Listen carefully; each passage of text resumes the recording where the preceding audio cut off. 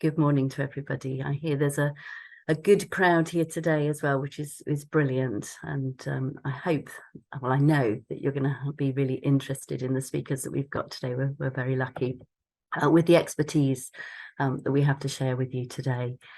So I think I'll give just a few moments to make sure that everybody's up and running. It's not as easy to see on Zoom when everybody's here in place. But as you know, you're here to think about youth and family hubs, and really, I think, very pertinent time to be looking at that as well. With some of the announcements this week, which again we'll be sharing with you a little bit more, but really they're sort of thinking about transition in particular, those moments for young people that make life even harder sometimes, and how family hubs can be a really key place to support that. So just a reminder there, you've got in the chat that the webinar will be recorded and will be available to view on the Anna Freud YouTube channel in the coming weeks. And we'll also share our presentation slides with you. So there will be closed captions. They will be available during the webinar. Click on the closed captions button to enable these, and that's at the bottom of your screen. If you move your cursor, if you're not used to that, if you move your cursor to the bottom, and you'll find the closed captions there. The chat function is disabled during this webinar, so you can't use that, but we would encourage you to use the Q&A. Again, it should be at the bottom of your screen. So the Q&A function it would be great to hear your questions as well. So thank you for sending those through. And like I say, the webinar, what we will do with the questions is, to really have a look and see if there's particularly pertinent questions, and we will save those until the end of the session as well, which will be grand. So I'm just keeping an eye. We've got a fairly stable number of participants now. So if you have any technical issues as well, please do put those into the Q&A as well, and then a member of our team will get back to you. So next slide, please. Brilliant. So you can see what we have on offer for you today. Really looking forward to hearing from Helen Mann, who's the Chief Executive at the Young Westminster Foundation. So I will introduce everyone just before they start properly. And then we're going to be thinking about partnerships with youth services. We have a really good range of speakers as well, coming from the voluntary and community sector, which I think will be really useful for all of us as well. We've got Nazreen Siddiqui, so we're looking forward to hearing from her. She always is a really great speaker to listen to, and she's our youth participation worker at the National Centre for Family Hubs. Really important part of what we do is making sure that we are listening to the voices of those with lived experience. And again, Anna Freud, as a charity, has also just announced that they are following the Lundy model as well, as their primary way of using participation. Then you have to listen to me a little bit more, and then, like I say, the Q&A will be right at the end, so really looking forward to seeing that. Oh, that's interesting. Just checking into there, Joe, noticed that one of the participants there seems to have come in as Stuart Dunn, so and into the hosts and panelists. So if you can just have a little look at that, that'd be grand. Brilliant. So keeping an eye on time here. I think it's never too soon to start. So I'd like to welcome Helen Mann. So Helen is really going to be thinking about the integration of the voluntary sector into family hubs. And of course, that's so important for so many of our family hubs across the country. We're always really conscious that at the National Centre for Family Hubs that we have the privilege of working with all local authorities across England, whether they're funded or not funded. And many of you will know that Westminster is not one of the Transformation 1 or Transformation 2 local authorities, but they are a model of great practice, really, in terms of their family hub development over a number of years. So we're really looking forward to welcoming you, Helen, and to hearing from you. So I'm going to hand over to you now. Thank you. Thank you very much, Julie, and thank you for inviting me to talk today. I've been at the Westminster Foundation since we started, which is 6 years ago. And what's interesting is this way of working in Westminster now seems completely normal to me. And so in thinking through what I was going to talk about today, it was quite good for me as well, because it made me really think a little bit about what we've done. And hopefully some of you can pick up some ideas about ways that you might work in your local areas. So thanks very much. Could I have the first slide, please? So I wanted to talk about the benefits of working in partnership and how Young Westminster Foundation works with the family hubs that we have in Westminster. So a little bit about who we are and what we do. Some of you may already know about the YPF, that's the Young People's Foundation model. It started really in London and Manchester, but it's now a national model, and many of you in the areas you're working may have a young person's foundation where you are.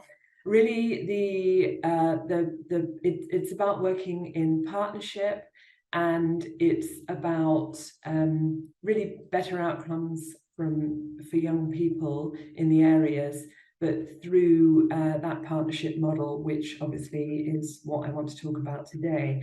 So in terms of our strategic aims in Westminster, we are all Young People's Foundation's local partnerships.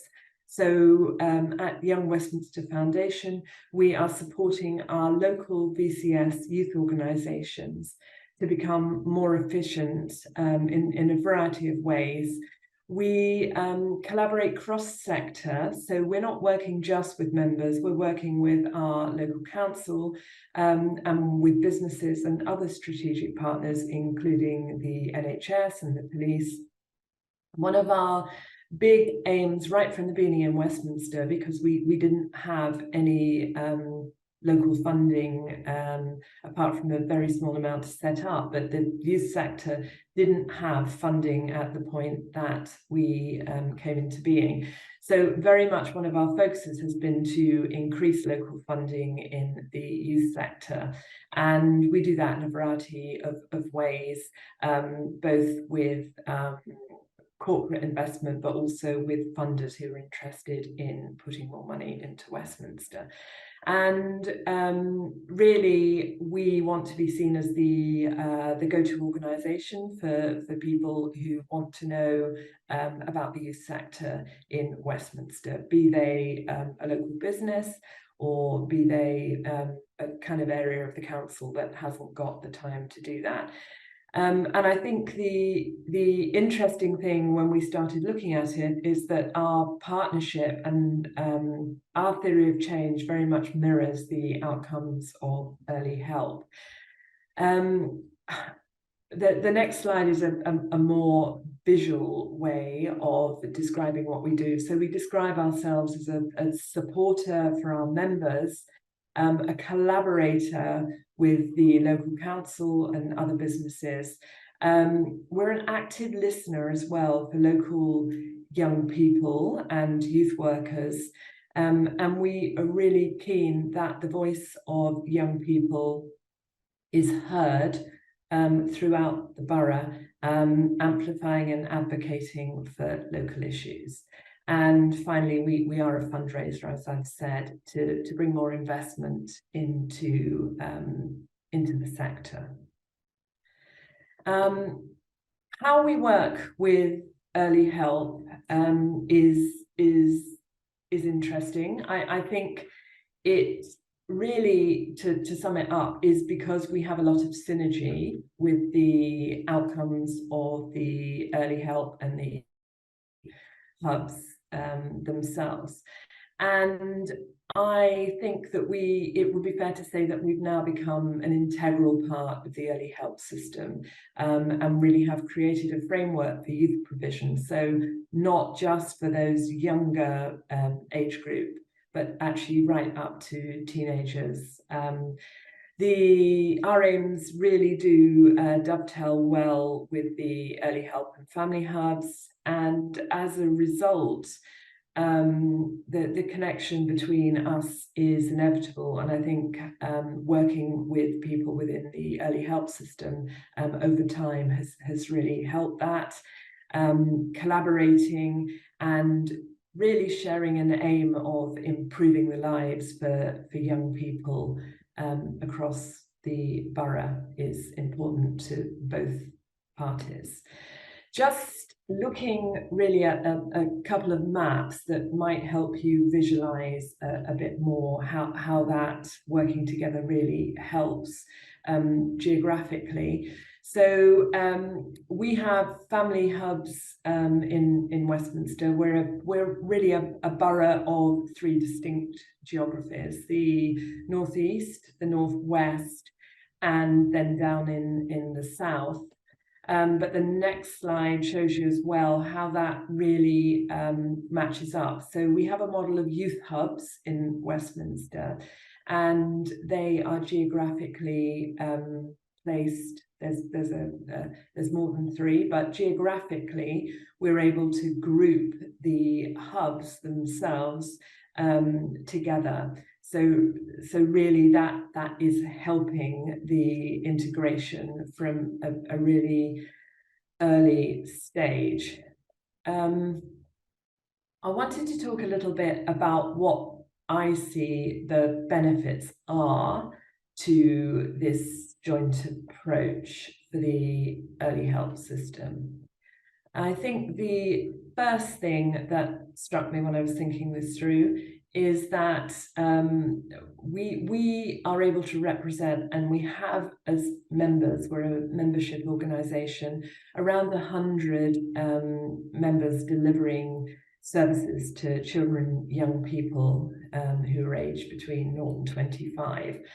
And the services that they are delivering are now seen as being integral to the support network offered by the family hubs.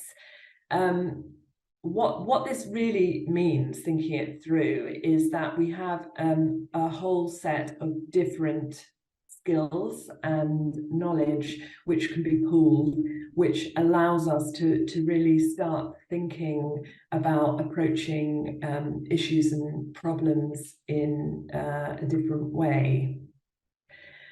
I think the other real benefit, and that's something that I've touched on in the model of the YPFs, is the access that we have to different funding streams. And our independence allows us really to commission or pilot projects in an agile way and really respond to some of the needs that we see coming through. We've attracted year on year, we've attracted more funding, and we've been able to give out grants. Our grant panel for our own Brighter Futures grants, we have sitting on that panel the Madhu, who's the head of early help in Westminster, and again that kind of sharing of knowledge really helps. The money that we are giving out comes from a whole range of partners, and again that kind of extra different way of bringing people onto a panel who have different views of life and see things slightly differently. The knowledge and the funding has allowed us to really give out some funding to the local youth hubs and to our members more widely. We're able, as a result of that, to enhance the provision that Westminster itself is seeing. The other ability that we have in sharing knowledge across the sector and indeed to young people and practitioners, is through the ourcity.org website.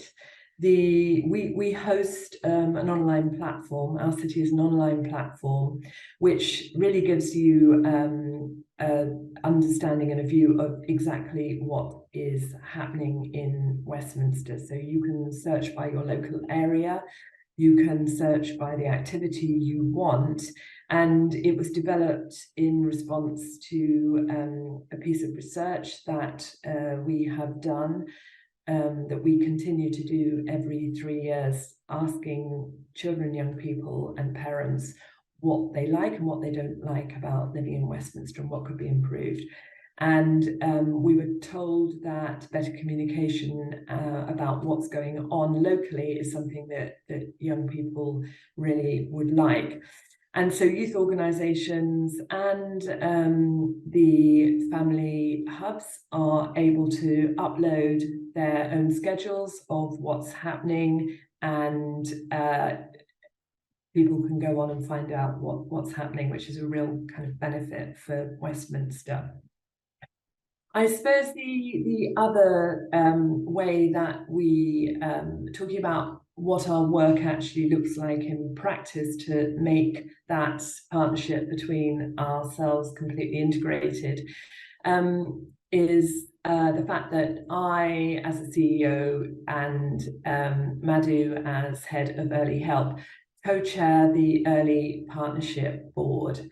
And it means that the links between our staff team and Early Help are very strong. And it also means that we can, again, look at problems in a different way.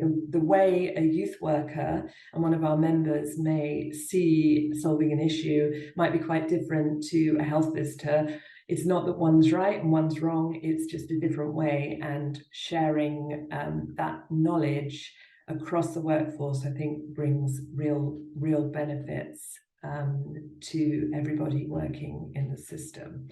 We also share workforce development. We have a shared training program which the voluntary sector and the early help sector are able to access. At Young Westminster Foundation, we have access and funding for youth worker training, which we call the Level Up programme. We lead that programme for 5 other boroughs. And the aim of that is to ensure that people who don't necessarily view themselves as youth workers can get the training they need to be the best they can at their job. And we've been able to extend that training to practitioners within the family hubs where it's appropriate that they are interested in being on that training. We share any training we can across the voluntary sector and the family hubs, resulting really in a better trained and more motivated workforce. At a day-to-day level, the early help family hubs have integrated leadership teams. And I think for me, the main point of this is that the voluntary sector within Westminster are a really recognised, valued partner. They're consulted. They really do feel part of the system that's supporting children and young people. And that integrated leadership team really has brought a completely different way of working into the system. And we are currently exploring ways of sharing data to really ensure that that integration is as complete as possible. I just want to move on to talk about a couple of practical cases that demonstrate how our work together has really resulted in some good outcomes and some really tangible projects. And one of the first case study I want to talk about is a new project that we've been able to start up in Westminster, which is new provision for young carers. And just looking at the process of how step by step that happened, a gap in provision was identified at the family hubs and also within the voluntary sector. We were hearing a lot from our members about how they felt there was nothing for young carers, and practitioners at the family hubs were saying the same thing. So we took that as an issue to the Early Help Board and had it as an agenda item. And following on from that, we really tried to identify, both asking in the voluntary sector and at the youth hubs and through the family hubs, what the scope of the problem was. At Young Westminster, we identified a service provider called Dream Arts. And Dream Arts, we know very well. They have done some fantastic summer provision and project-based provision for young carers over the last 5 years. And so we scoped out a pilot project working with the Family Hub practitioners and with Dream Arts and the voluntary sector about what a project might look like. The next bit, which is always the challenging bit, is we started to identify where the funding might come.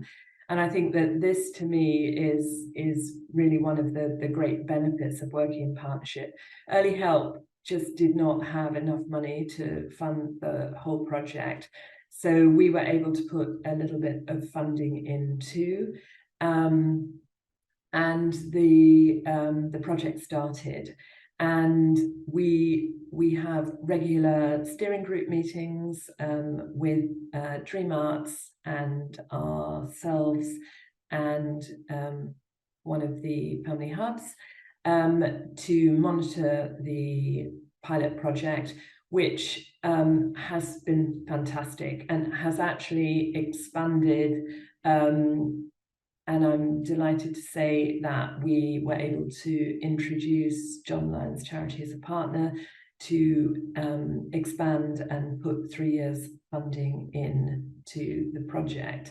A little bit more about the project itself. Really, it's two parts. It is provision around arts for young carers. So it is a program that runs on the first Sunday of every month called Carers Express. It was a program that we had already funded, and so we knew it very well. We knew it was good. But I think the other part that was really missing is having a young carers pathway. So the project has allowed a carers navigator really to set up a pathway, and that pathway has now been shared within the voluntary sector and practitioners, and training has been delivered to youth practitioners on both sides to be able to identify what a young carer might look like and to explain the pathway that is available. Just moving on to the kind of final case study that I wanted to look at is a little bit more focused on transitional phases for young people. Three or 4 minutes, Helen. Okay. Yeah, sure. And really, the services that the family practitioners are already offering are fantastic. But I think what we felt is that we could add something extra, and that some of the relationships that youth workers have in place with young people in non-clinical or non-school settings really were able to support and offer an additional touch point, which is really so helpful in supporting young people at these touch points in their life. Areas that we've been able to support through this approach, looking at how to build a young person's confidence and resilience, one-to-one discussions around the challenges changing school, support with mental health discussions with mental health youth workers, support around employability programs that our members offered, and really shaping the support for a young person that family early help and can be offering at the same time. We have a very specialist program supporting transitions for young people moving from primary to secondary school in the Church Street area.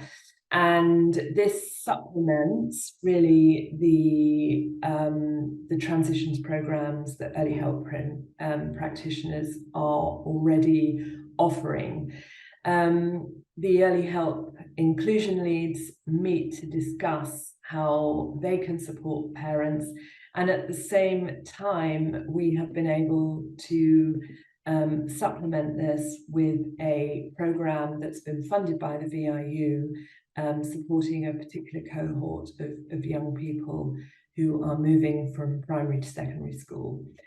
We've been able to bring some extra funding in to make sure that support is offered over the summer for these young people, and really supplement what the Family Hub in the local area are doing, but working very closely with them to make sure the right people are on that programme, and to make sure that the parents as well as the young people themselves are supported in that transition.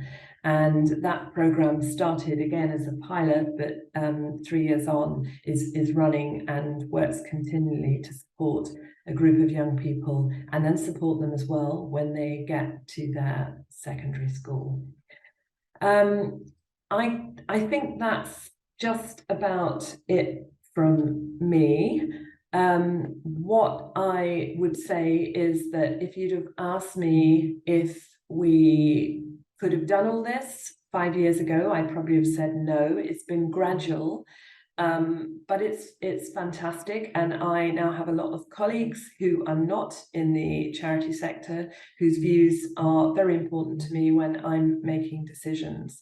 And I would really encourage all of you, where you have a voluntary sector locally, whether you have a YPF or not, to seek out those connections, to seek out those links, really with a view to collaborating, because what you will end up doing by collaborating is providing better outcomes for the young people in your area, as I believe that we have done in Westminster. So thank you all. I know we have a question time at the end, so if you have any questions, I'd be really happy to answer any of them then. Thank you. Thank you, Julie. Helen, thank you so much. That was really, really informative and really based in real practice. And we know, you know, from all the people who sort of tune into our webinars and our communities of practice, that's what they like to hear about. They like to hear about those case studies. So really helpful. And I think, you know, picking up from you, that word collaborating is so strong and so important. Agile responder, I liked that. And obviously that is something that sometimes the voluntary sector are much more able to be agile, to respond quickly in those instances. I mean, you'll be unsurprised to know that the sort of questions coming up are those that are, you know, I think everybody is tussling with. You know, are your youth hubs in the same place as your family hubs? You know, what do those look like? I'm just giving you a taste. We'll come back to these at Q&A, but just that you know what's up there. And of course, that inevitable question: how do you fund this? You know, so just be aware of those, and we'll come back to those. But thank you for all your questions, everybody who's popping those in. And again, a huge thank you to you, Helen, for your expertise. Lovely to hear from you. Next slide, please. Okay, so we're very lucky in that we've got 2 people now with huge experience as well within the youth sector. and the voluntary sector. We're going to start with Lee Middleton. As you can see here, he's the CEO of the National Youth Agency. Now, I'm sure he'll share with you that he's just done both party conferences so far. So he's a little conference now and has caught COVID. So poor thing, our thoughts go out to you. I liked you shared, Lee, that you are a product of your sector, and I'm sure we will hear more about that and what that means. But certainly, I know you mentioned that you've been working. You started as a youth worker from the age of 15, really, and you've had a great career trajectory, and here you are, absolutely wonderfully placed within the National Youth Agency as well. So over to you. Thank you, Julie. Yes, and thanks, colleagues. Sorry, I'm a bit bunged up with getting over COVID, but I'm on the up. So here we go. Okay, we move to the next slide. There we go. So I wanted to. We've just had some amazing sort of insights from Westminster, and the work that Helen and the team there do is really great. And it's amazing how they get the funding and the support from communities and grant and trust funds. I wanted to ask this question, which is, how are family hubs working for young people? And I'm going to give you a few reflections around that, and a little controversial, maybe not too much, I hope, but a few what we've been hearing from the ground, from talking to the thousands of youth organisations across the country, and how they are able to interact with youth hubs and how family hubs, and how family hubs are supporting young people as adolescents. And then I'll also talk you through some of the changes that have already just come in around the statutory duty around youth services. So I know there's a lot of local authority colleagues on the call, voluntary sector colleagues on the call, and the government has just updated its guidelines to local authorities around its offer and its requirements to deliver and invest in young people. And inevitably, the two, family hubs and investing in youth provision, go hand in glove, or should do. So I want to explore some of that a bit. So we can just move on. Yeah, so a little bit about us. So we're doing this as a bit of a double act. So I'm going first, and then Stuart's going to join from Youth Focus Northwest. So we've worked with Stu and the team for years and years and years, our absolute strategic partner. NYA is the professional statutory regulatory body for youth work in England. We are funded by the UK government to regulate the youth sector, and that often means lots of things around qualifications, training, standards, down to Ofsted inspection frameworks in the past, and quality frameworks, et cetera, et cetera. So we do lots of areas of this, and we also are strategic advisors to various government departments around youth work, youth services, young people, what have you. Overall, our goal is to just make great youth work happen. That's as simple as it gets, and everything that is encompassed in needing to do that, from trained workforce, involving young people in that, to good practice, kite marks, all sorts of things that fit within there. And so we publish lots of guidance and standards.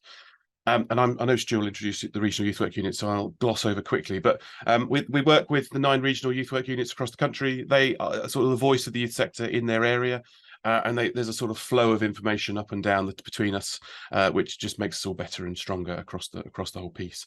And they're there to nurture that local practice. So we can just move on again. Oh, one more. Sorry, that's a holding slide.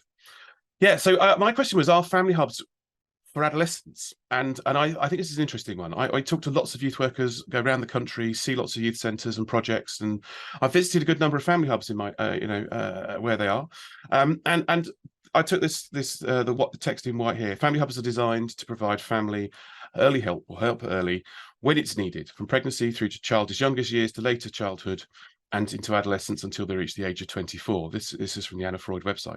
And I couldn't agree more. And NYA are really supportive of family hubs, and we absolutely believe you have to do that sort of pre-birth all the way through. And increasingly, adolescence starts and doesn't finish by 13 to 19, as we used to capture. So the age of which people mature, their needs change, is all over the show. And so, having that more flexible model is very, very good. But here's a I'm going to move to the next slide, and here's an observation for you. I googled yesterday all the family hubs, and just to look at how we market family hubs and how people might find information online. Can we move to the next slide?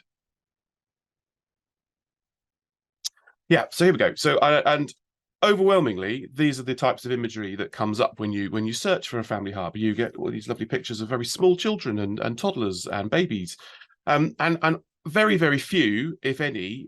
There are a couple, and I've got one coming. There are a couple that have a photograph or an image of a teenager, but the vast bulk are all very much early years, preschool, maybe primary aged pupil, children, and not so much in that adolescence age. And so when young people are looking, and when we talk to youth providers, when teenagers and young people are looking for support and help, and they go, "Oh, Family Hub," they don't recognise the Family Hubs as effectively as they possibly should, as being for them as a support that they can access. We move to the next slide. There were a couple. I found two examples, and well done, Barnsley. There's a picture of a teenager alongside, rightly so, some smaller children. And just the iconography, the graphics, the way we make these things available, and in the modern social media world that teenagers and young people are engaging in, actually the way we look and feel, the way we shape our offer, the way we project ourselves is really important to them, and them saying, actually, that's a service that I want to engage in. And the second reflection I wanted to share was the premises and the spaces in which we provide support for families and for young people. So if we just move to the next slide. These are two photographs of youth centres. I've been to one of them. The one, the Aquamarine Youth Centre down here was one of the youth centres in my old youth service. The picture with the red wall is of another youth centre. These are facilities that are designed for adolescents, for teenagers. They are, laid out. They've got the look and feel. They feel like a young person-friendly space, and that is what young people want and need. If we can just click to the next picture, well, what we often find when we see Family Hubs is a far more, early years suitable space, and this is rightly so, because the types of nature of the work that is going on, we have to customize our premises and our venues to fit. So, but what we've often seen, and we're seeing a trend here of local authorities kind of repurposing youth centres and saying, well, they're in the perfect place in the heart of a community, and I get it. Youth centres are, they're expensive premises, often used in the evenings where they exist. And bear in mind, we built 3,500 youth centres in the 60s and 70s, and we've closed a good half of them now. But now there's a trend to convert others into Family Hubs. Now, this is not a space a teenager wants to go into. An adolescent is not feeling at home going into a preschool premises or a primary school or a nursery and all the little hooks on the wall. And it's a challenge to us. It's a challenge to the state because, rightly so, premises are expensive and there aren't lots and lots of them. We want to maximise their utilisation. I used to be a commissioning manager in a local authority. One of my jobs was to look at all of this stuff and to try and balance this, and it's really hard. So I just wanted to sort of flag this as something to keep ourselves honest about and aware of, because we're saying that Family Hubs are for up to 24-year-olds. Not many over 11s or 12-year-olds who want to go into this space that we've got pictured here. Now, don't get me wrong, I'm sure we can clear things to the side, bring in sofas, convert them, but it's a challenge to us as we do that. If we could just scroll to the next. So I wanted to now pick up on the sort of power of youth work and why youth work is so fundamentally important to I think the development of Family Hubs. And anybody who is a keen politics watcher, the reason I'm slightly bunged up is we were at the party conferences, and there are different things coming out of the sort of policies for the future manifestos. Labour are talking about youth hubs. Now, how does a youth hub sit alongside a family hub? And there are mental health hubs coming, and there are careers hubs, and all these things. And I think it could be quite a confusing place for young people. And the beauty of a family hub is it's all things for everybody. As many people as possible in one location, and that's really powerful. If we could just move on. So one thing the government has literally updated in the last month, in September, the end of September, is the statutory duty for youth services. So any colleagues who are here from local authorities, often there's a misconception that youth work and youth services are not a statutory duty. They are nice to have, provisional, optional. Wrong. And the government has just restated this. So in the Education Inspections Act, youth work and youth services are a statutory legal duty of local authorities to ensure there is sufficient provision locally for young people. And sufficient means there is provision, not that there isn't. And so it's about providing the right support for young people in the right places. And so when we're advertising, and what we're seeing a trend of in places, and I'm being a bit controversial because, as you've heard from Westminster, some areas are doing this brilliantly. There are some great examples where this is done fabulously, but often not, and not sufficiently in our view. But actually, where we're seeing, actually we'll provide this youth provision, but we'll provide it into a family hub. Well, if the marketing and advertising of it is for babies and preschool children, and when the premises don't fit for young people, then for teenagers, well then there's a gap there. There's a mismatch between the duty and the need of young people and what young people actually themselves wish to engage in. So I'm going to walk you through some of these things. If we can just move on to the next slide. Yeah, so we've broken down this statutory duty into this grid of 9 areas. I'm not going to go through it in detail because you can read all about it. If you go to the National Youth Agency website, on the very front page, you can find and download all the documentation. We've written a toolkit for local authorities to help you navigate this. And actually that toolkit works beautifully, I think, alongside family hubs and helping to integrate young people and youth work into your offer. But what the duty is really clear. You need to undertake a needs analysis for adolescents, for 13 to 19-year-olds. The duty applies to 13 to 19-year-olds. Young people have a legal right to be engaged. The duty says you must involve the voice of young people in this, and I know Stuart and others are going to talk about how that's done, so I'm going to skip over that. But actually, there's a legal duty of young people to be heard, to have their needs assessed, and to be involved in it. The voluntary sector has a legal right to be engaged as well. So go out and be consulted and connected. I put for those of us that are familiar with commissioning cycles, I put the commissioning wheel in the top corner just to remind us of the sort of plan, do, review cycles. Every local authority needs to publish a local youth offer.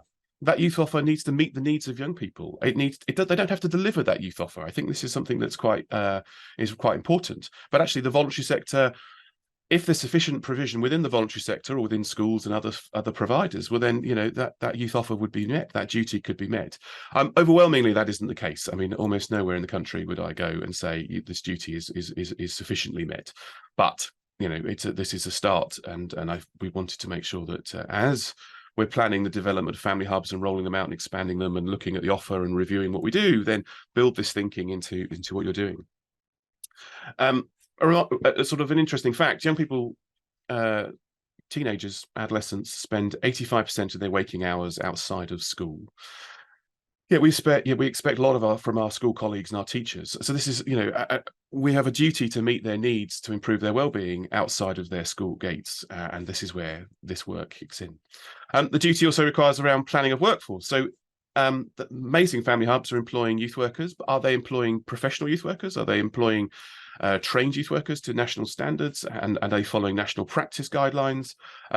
Often, but not always, and I think that's something to be keeping a really close eye on. Free tip, local authorities, you can use your apprenticeship levy money now to train your staff in youth work at level 3 or level 6. You've got that money in the bank, so why not use it?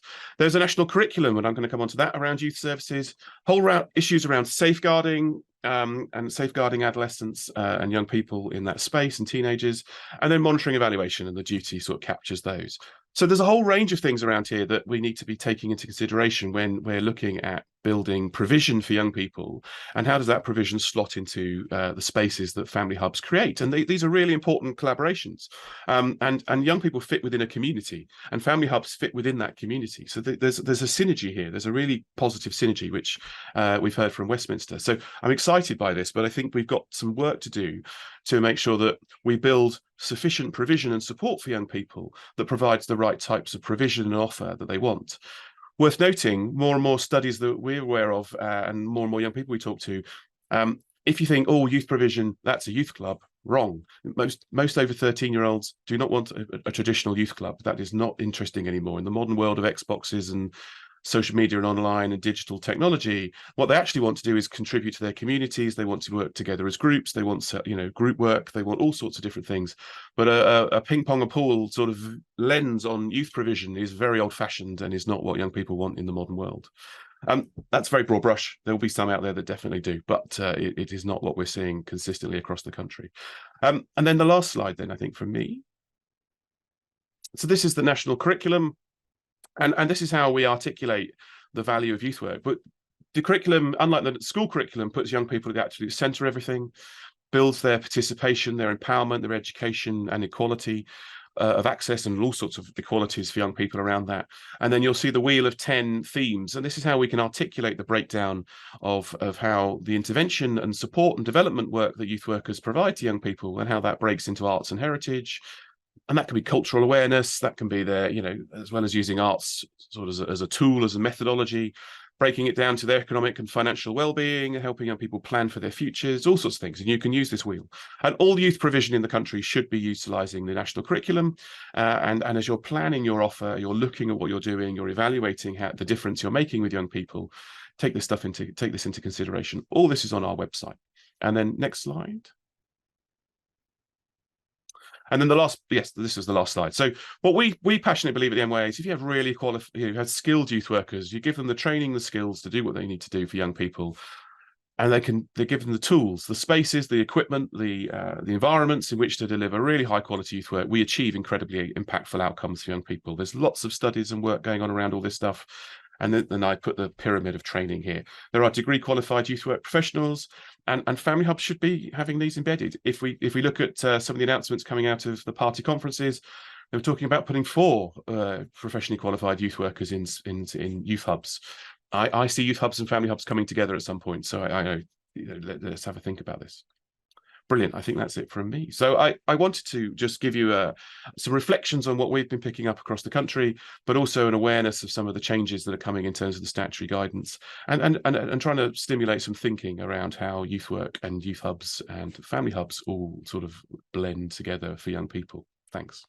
I think you've done that most admirably, Lee. Thank you so much. I mean, really helpful to be, I love that notion of nurturing local practice that you mentioned at the start. And I know, again, from talking to lots of local authorities, you know, that auditing of your spaces, thinking about how you engage young people in making spaces work for them is so crucial. And thank you again for reminding us of the statutory legal duty and you know, ways in which, you know, the National Youth Agency are there to support that. So we're going to sort of segue nicely into Stuart Dunn, who again is representing the Youth Focus Northwest, which is great to have you here. Thank you, Stuart. And again, from a very young age, really committed to youth work.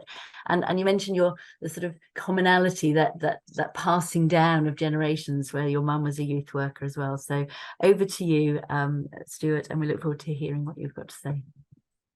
Thanks, Gillian, and thanks for having me, colleagues. It's always interesting when you give your age of when you started youth work. So yeah, I was a budding young youth worker at the age of 18. I won't say how long I've been doing it, because that will give away my age. But as you can imagine by looking at me, it's quite a few years. I'm going to introduce you today to the regional youth work units. So if we can have the next slide, please. And just to emphasise and show the interconnectivity that we have in the youth sector between local provision to regional, and then working alongside our colleagues and partners in national agencies, just like Lee, the National Youth Agency. So my name's Stuart Dunn. I have the privilege of being the CEO at Youth Focus Northwest. I have a counterpart in each of the 9 English regions. Could we have next slide, please? Trying not to sound like some kind of dating app, but the average age of the units is around 30 years old. Some units did have a slight break, and that was around 2010 when austerity hit. But we are really, really pleased and proud to say that there are functioning regional youth work units covering the whole of England now. There's 8 units covering the 9 English regions. 2 of the English regions in the east are covered by the same units. That's the East Midlands and east of England. Contact details for everyone I'll be able to share at the end. So each of the units vary in function. And much of that is to do with local context and what's happening in the region, plus also, as you can imagine, funding streams and areas of work. However, each of the units have a set of commonalities that we work towards. Fundamentally, each of us are doing a huge amount of work around youth voice, and I'll touch on that in a second. But we're really lucky and pleased to be working alongside the National Youth Agency in offering the bursary training for level 2 and level 3 youth workers. And that's been a scheme that we've been delivering with the National Youth Agency for some years now to success. and we've seen an increase of people coming into youth work, but also people getting qualified in youth work. Other areas as well is that we explore CPD and training opportunities, and we bring partnerships and networks together. One of the roles of the regional units is interlinking the national to the local. And just to back up some of the slides that Lee was talking around some of the challenges that there are with family hubs, just a direct comment that I heard the other day with regards to the development of family hubs and the place of younger adults in family hubs. And one of the comments was that we're currently overwhelmed with all the demands that are being put on us when developing family hubs, and that young adults are actually not at the forefront of our thinking. So there's evidence there that services, when developing family hubs, aren't even considering young people at this moment in time. And I'd be great if we could go back to that in the Q&A session as well. One of the other things that we do as well, we work alongside the Young People's Foundations in creating and supporting local partnerships. And so the role of the units is there to support local provision in driving change forward. Next slide, please. Next slide, please. So a little bit about what's going on in the Northwest. So currently we have really strong relationships, and we're working in 22 of the 24 local areas. Each of the areas are accessing our local offer, and we also work with a number of VCSE partners as well. We do believe in place-based practice, which means in the Northwest we don't do local delivery. And what we do is we support local services to develop and deliver youth work activities and provision at a local level. This might vary from region to region. I know my counterparts in the Northwest do a lot of local delivery, and that's to fill the gaps where there isn't a lot of local providers.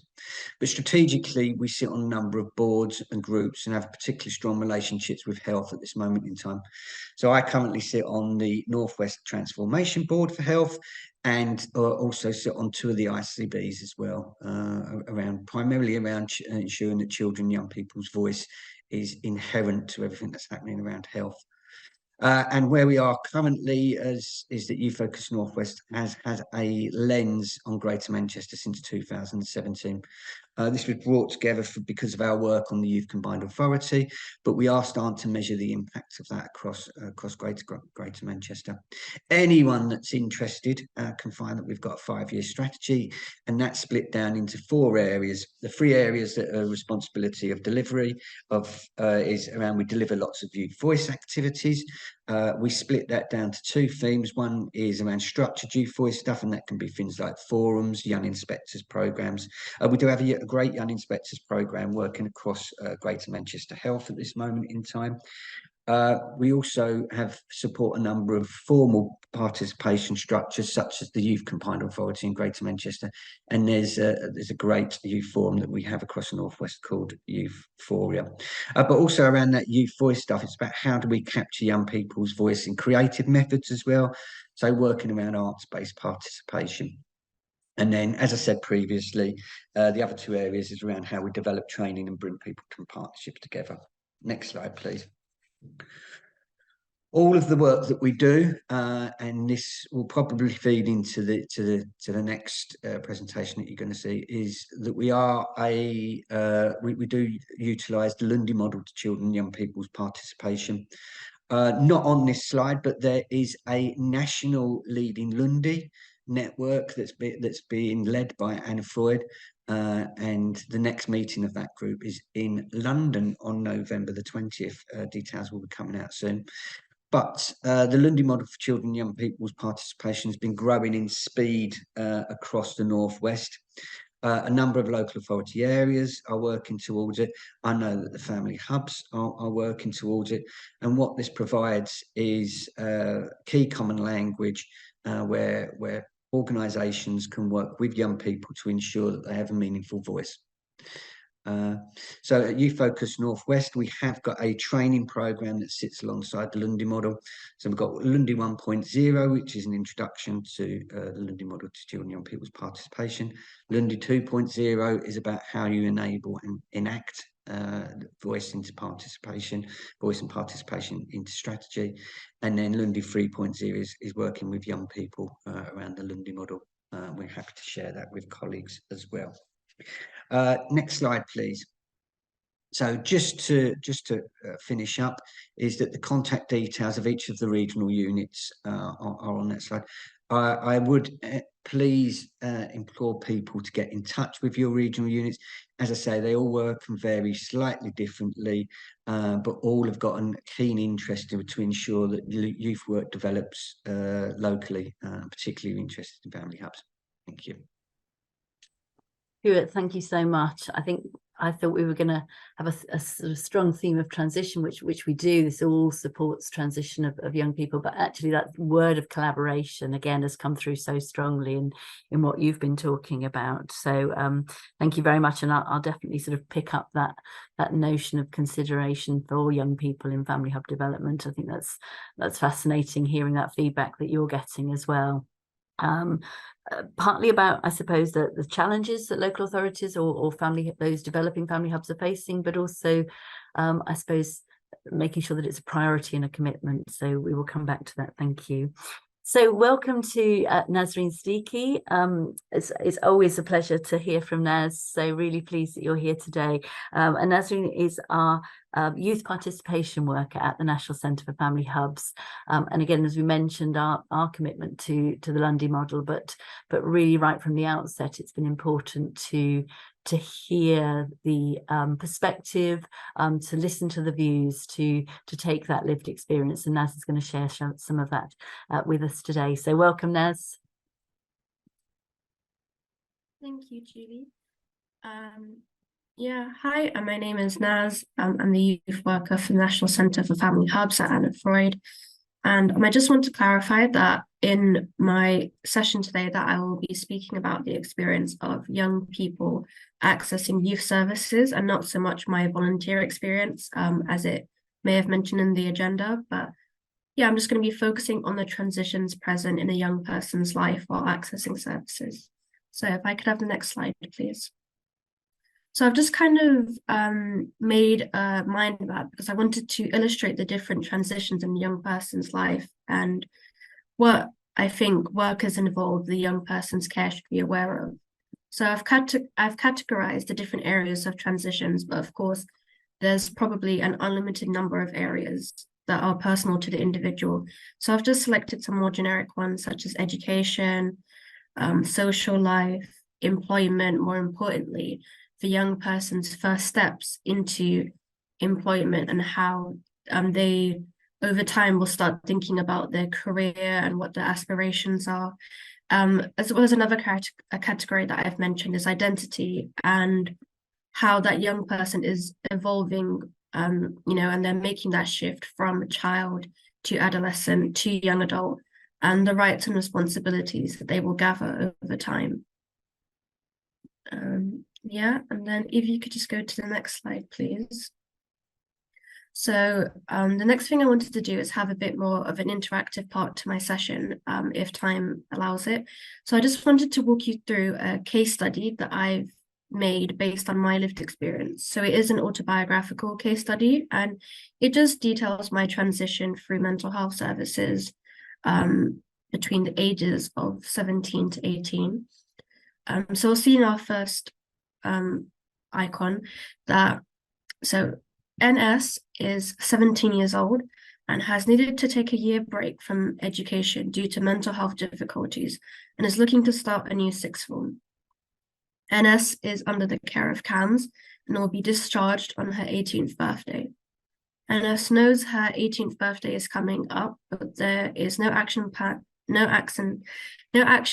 put in place by CAMHS to support her as an adult. NS still wants to see a mental health professional and wants to be referred to adult services, but she later finds out that her referral is rejected because she is not high risk enough. NS is discharged back to her GP when she is 18, but wants to access therapy and find a sixth form that will accommodate her needs. So I just wanted to for you all to have a think about the questions that I've put in the little box at the bottom, which is, how would you use relational practice to support NS through family hubs? What workers would need to be involved, and what would you do to ensure a smooth transition between the ages 17 to 19? I think it's really important that the family hubs offer extends to support a young person up until the age of 19, as this is an additional year that some mental health services don't offer, such as CAMHS. So I just think in that extra year, and of course the young person up until age 25 can be supported with SEND, but I just want you to think about how workers can really take advantage of just that little bit of extra time with the young person. So yeah, please do have a think about these questions, and if there's enough time, Julie, maybe some people can share with the rest of the group, or perhaps we can leave it until the Q&A. Absolutely. Yeah, no, thank you, Naz. I think, yeah, if you want to write anything into the Q&A now, if there's something that you want to add, maybe something that you've done in particular that would support a young person like NS here, that would be really helpful. And similarly, it's always more difficult when there's a big group, but certainly we can come back to this and help to answer this at the Q&A. So I'm just looking as we have got a little message there. Naz, it's just someone, we're just reminding you to put things into the Q&A, which is at the bottom of your screen there. I suppose just putting that back to you a minute, Naz, what would you, what workers do you feel should be involved? What would have made a difference? So as you can see by what I've stated, like in the first icon, we understand that NS had taken a year out of education, which isn't very normal, because a young person is expected to make that transition from GCSEs into a post-16 option, whether that's an apprenticeship or going to college and doing BTECs, or staying on at that school's sixth form to then do A levels. So it is like there is a national expectation that a young person will stay in education up until they're 18, and then kind of go the traditional route of A levels or BTECs and then on to university. So I think having that year out of education, and as I've mentioned, it was due to mental health difficulties. I think there is just we need to understand that it's kind of like an interruption in the young person's life. So it's about kind of getting them on track. And as the young person has expressed, education is important to them. So it's about kind of facilitating and allowing them to get back into education and have the same opportunities as their peers, and for it not to be a disruptive time for them. So definitely like thinking about if we were to consider like what I actually know, if you could go back one slide, that's possible. I was just thinking then, Naz, this is so pertinent because, we know that so many children, young people are struggling with attendance. The national picture is a great concern.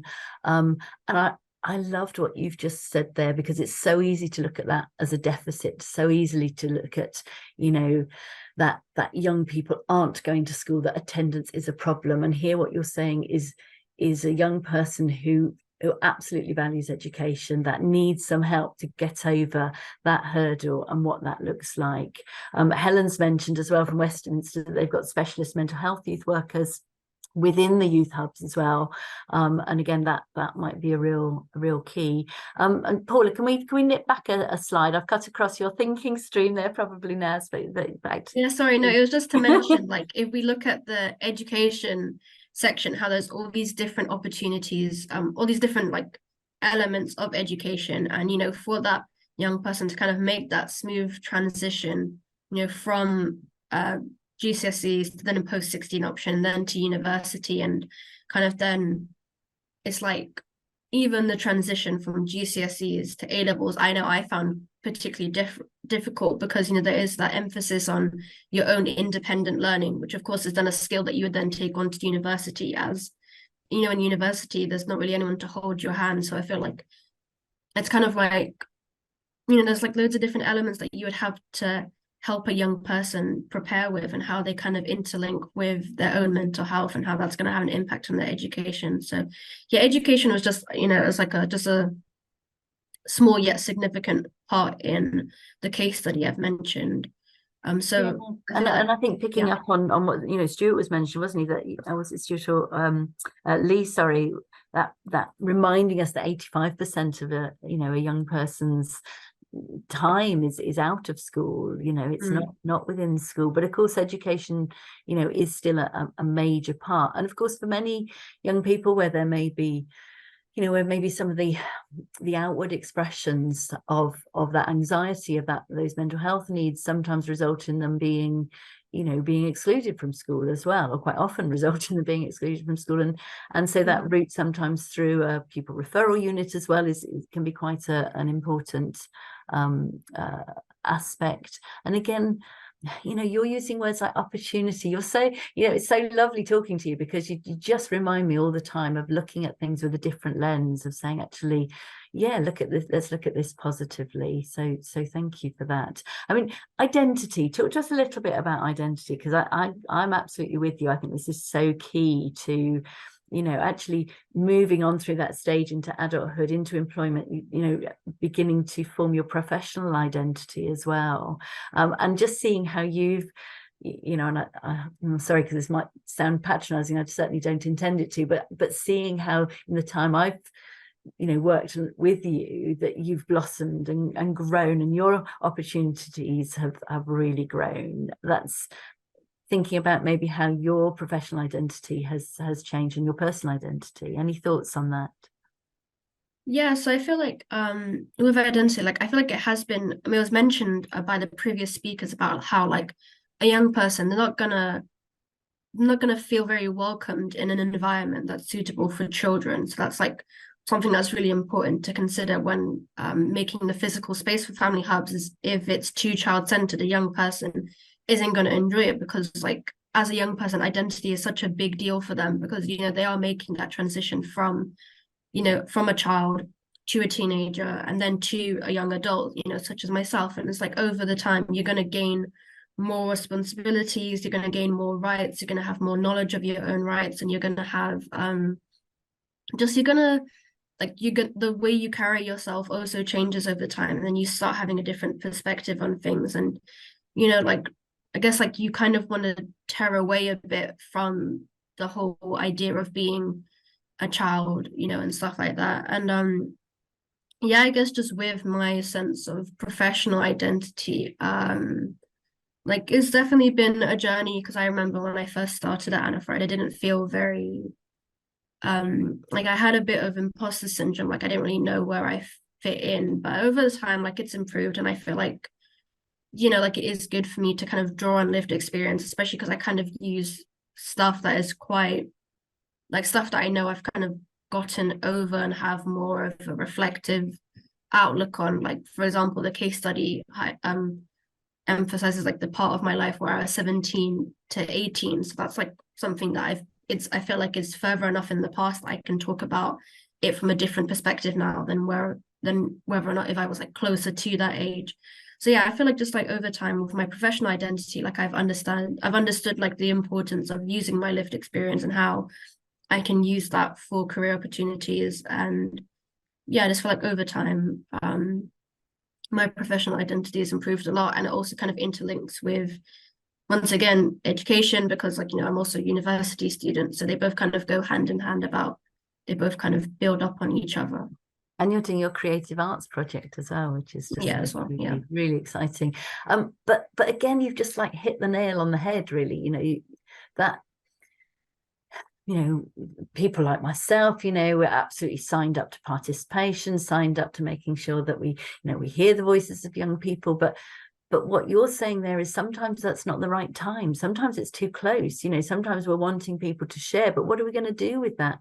You know, how are we showing that we value, you know, what young people are saying to us? And that's why it's been so lovely to have, you know, would have all of our speakers today as well, who've been really keeping that, you know, at the heart. We've got some people writing in here, so I'm just conscious I want to leave time for questions as well.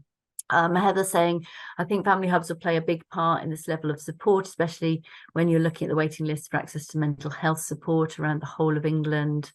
Feel that youth workers will take on more of a support role, which, you know, lots of young people already do. Clear directory of Polly saying, I think a clear directory of services for young people would be very important. And this can be supported by a professional or explored individually by a young person. She says she'd be interested to hear how you felt about trying to find a comprehensive list of services to meet your needs. Did you hit dead ends? Did you know where to look for services? I think that's a really, really good question. Do you want to answer that now, Naz? Yeah, I can answer it now. I think so with finding my own services, like I do remember, so it wasn't mentioned in the case study, but basically CAMHS didn't support me in finding my sixth form. I did have to do that myself. So that involved kind of like the help of my parents telling me, oh, we think there's like a local career service in our borough. Maybe you should speak to them. So then I remember coming across like an open day for like NEET people. And I was like, oh yeah, so I'm not in education right now, but I would love to go back into sixth form. And I would like, and another transition I made is that I didn't go to the sixth form of my secondary school. I went to a completely new sixth form because I wanted a different environment. I wanted to leave an environment that I wasn't thriving in and go to a better environment. But of course, as I've mentioned with the mental health needs, I needed to have a plan in place on how I can be best supported in a new environment, as well as still having, you know, my existing barriers when it came to my mental health. So I feel like I kind of feel like it was a bit of luck knowing where to land career service wise. And I feel like within our borough, the advertising was perhaps clear enough that what career service is available. But I know for everyone, like that's not the case for everyone. They might not know where they can be directed. Did I know where to look for services? I find clear, comprehensive signposting for LA maintaining and voluntary private sectors can be hard to find. Yeah, that is true. I think signposting can be a bit hard. Like in my opinion, I feel like CAMHS should have had perhaps maybe more input and like other, like it's just about kind of like knowing how to meet the young person's need. If a young person is expressing to you that education is important and they need to go back into education, to then signpost them about how they will also be able to facilitate that. Like it isn't just about the mental health needs, which is why I feel like the family hubs offer is really important, because it has all these different roles and all these different workers that can be involved in a young person's care. So you may have one person helping with, you know, the mental health side, the clinical side, but then another person will also liaise with them and help with the educational side or help with the employment side. No, absolutely. Yes, Naz, thank you so much. I'm just gonna share a few quick slides and then we'll come back to some more of this through questions as well. So don't disappear completely. And I think, yeah, just picking up on what you were saying there, certainly one of the questioners was mentioning about co-location as well, would be supportive for young people. Interestingly, you know, I'm aware of one local authority where they were co-locating, you know, with CAMHS, but actually then that was, you know, for young people and for others within the centre, having that co-location of a shared waiting space wasn't always conducive. So again, you know, thinking about ways to get around that. So next slide, please. I will whiz through these because you will get to see them later. And having, you know, done all the talk about how we need to be positive, and I want to reiterate that, but we mustn't forget that, you know, certainly, I don't know if you've read the Barnardo's written evidence to Parliament back in February, but I think it can be quite shocking. And there's a danger, isn't there, of newspaper headlines, you know, thinking about that 16,000 instances in England where a child was identified by local authorities as being at risk of child sexual exploitation, 11,600 where gangs were a factor, and 10,000 plus instances where child criminal exploitation was a factor. Now these, you know, these are obviously properly identified cases, but it's also remembering, you know, that for that majority of young people as well, is how do we meet their needs in addition to that or alongside that as well. It's really important so that we are looking at those, you know, maybe who are taking a break like Naz was talking about, or those who, you know, are experiencing difficulties over a period of time. So next slide, please. And just thinking again about just some things here that you can click on, thinking about what's influencing policy change. Lee mentioned you know, I don't know if you, well, you mentioned being at the party conferences, but certainly you'll have seen in the news today the sort of Sure Start for young people, I think they're calling it. That's come out of the Commission on Young Lives report, Hidden in Plain Sight. We've got Core and Voice, which the government is really keen at the moment. Core and Voice and Bernardo is working to get a national voice towards a children and young people's sort of board as well, that will help to influence. And of course, the independent review on children's social care. There's many others, but I just wanted to share a few there. Next slide, please. And you can have a look at this yourselves. Just keep clicking through all of these. Just an example of a really good a sort of resource. Keep going, keep clicking through until it's all up there.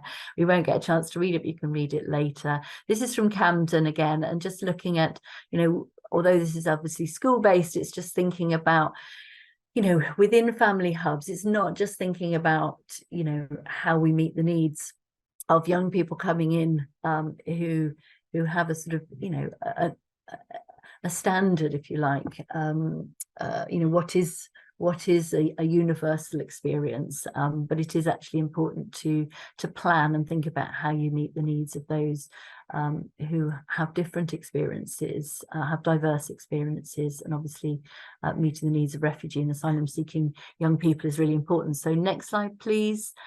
And again, the next slide, because again, you can have a look at these later. Really useful. Some of these, now bear in mind that some of these are slightly out of date, so just be aware of that. But there's some really great stuff in there as well, which I think would be a great resource for you to have a look at. And maybe, you know, again, thinking about that signposting, thinking about what do your youth pages look like? You know, how are you supporting young people into transition? Next slide, please. And some other guides there that I've just sort of highlighted for you as well that might be helpful, thinking about mental health, those with autism, autistic young people with ADHD, for example, and then more universally mentally healthy schools supporting transition. Next slide, please. And so just some thoughts here. So if we have a sort of click through here as well. Now we've actually go back up. Most of these have come up. But I think it's really important as well that while we've been talking today, I've added a couple more. So before we send these slides out, I will add to these as well. But that signposting has come up. Supporting resources, wouldn't it be great, you know, Family Hub staff being trained in writing social stories or writing comic strip conversations, which wouldn't just support, you know, young people and children, young people, but also a number of adults with social and communication difficulties as well. That notion of advocating and brokering for appropriate adaptations, and I think getting that right balance between you know, if you're advocating for, does that mean you're coming up against other services? How do you have that mentalization approach, that way of understanding each other's roles and making sure that you support young people and their families in a way that's not sort of adversarial, I guess, as well, but actually seeks positive change and support. Offering independent spaces, and again, thinking about what do those look like, linking to allies, building up allies, and I certainly want to add on there sort of providing programs as well. So I know, for example, Devon have been working with Parent Plus, the Parents and Adolescents program, making that sort of universally available, self-referral, and thinking about how so that's a program, for example, for parents and carers of 11 to 16-year-olds, and thinking about, you know, if you're helping the parents, you know, then to help the young people, but also help it programs written by young people, programs delivered by young people, programs delivered by young people for other services. I mean, there's such strength in there that could be happening, and that working together, which has come out, that collaboration, which has come out so strongly. So that was a whistle-stop tour. I do apologise. Next slide, please. If everyone can come back in, that'd be lovely to see you all. Brilliant. That's lovely. Thank you. So we've been people have been very busy in the chat, which is great. It's always a good sign that absolutely we're hitting the mark with people being able to be engaged, be interested to contribute to this discussion. So I wonder if we could just sort of start maybe on a sort of funding question, thinking about people were interested in, if we start with you, Helen, about, you know, how do we start that how do we make sure that we have enough funds when funds are so low? I mean, I think that there are funds that come from early help, and there are funds that come from whether they're trusts and foundations or businesses. I think the kind of point is almost pooling that funding where possible and thinking through new approaches. And to be honest with you, my experience is that running projects in the voluntary sector is really good value for money. So you're able to get a lot for money that if you were doing it within a statutory setting, you might not get as much. And as I say, that kind of being able to set something up really quickly and respond quickly. We have our, and that flexibility in funding is completely supported by our local council. They put funding into our grants pot too. So we are making joint decisions with funding that we've brought together. So I think it's not so much about how much funding there is, it's looking at different ways of using that funding. That's really helpful. Thank you, Helen. Absolutely. And somebody else mentioned, of course, the whether you were using any holiday activities fund, but of course it is sometimes those small pots, isn't it? And being creative with those as well. Tasnia here, Tasnia Nawaz has mentioned, I think probably Stuart, this might be a good one aimed at you, but I don't know if necessarily it's a question here, but she works for Centrepoint, a youth homeless charity that has traditionally worked with 16 to 25-year-olds. We have launched a pilot working in secondary schools with 11 to 16-year-olds to carry out early intervention work to prevent future homelessness. And again, we didn't even touch on those figures. I'm looking to work with schools in London and to carry out the work with identified students at risk. We would need parental consent. I was wondering if collaborating with family hubs can be a way of making people familiar with our project. So I guess the question to you, Stuart, would be more broadly, you know, how can both researchers but also those from voluntary sector organisations who are looking to sort of test out programmes, how do they get in touch? How can they use, you know, your organisation or yours to add, you know, build on those networks? Yeah, so I'll let Lee touch on the national thing, but as a regional basis, we have kind of put everyone's contact details from each of the regional units in the slide, so hopefully people would be able to get contact. Northwest wise, we do have a number of active collaborations as it goes with academic institutions. Around some pilot schemes on research, particularly around young people's voices in that research. So I think that there is quite a bit of stuff going on. How can it be better advertised and shared? I think is kind of the $1 million question. How we generally share better what we do as a sector with wider people. But yeah, I'm not sure what the answer is there. Who's that from the Tasnia. Yeah. If you want to get in touch with me, I can put you in touch with our London Regional Youth Work Unit, if that's okay. And then Sharon, my counterpart, can pick up some discussions around supporting you there. That's great, thank you. We've got some questions around governance, and I'm going to come to you, Lee, in the first instance for this. Certainly, in the first instance, that sense, how would any governing body ensure that family hubs are accessible to young people? You know, I don't know what advice you give out to that. You know, governance is a really key issue. But there's also another question here from John Bucknell as well, who's saying, you know, who will hold LAs accountable for making family hubs friendly and accessible for young people? Yeah.